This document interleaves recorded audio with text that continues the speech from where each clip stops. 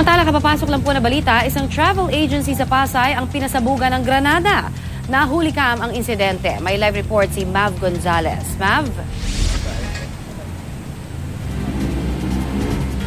Rhea, pinasabugan nga ng isang granada ang isang travel agency dito sa Pasay City.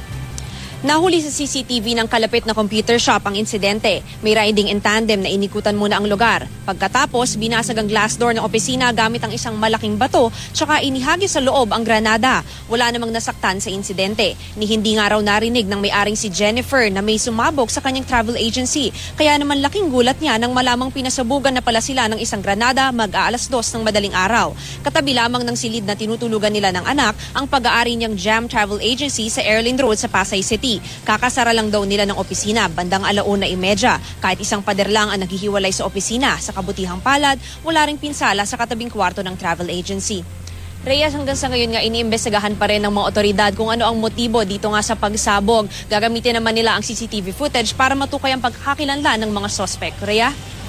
Maraming salamat, Mav Gonzalez.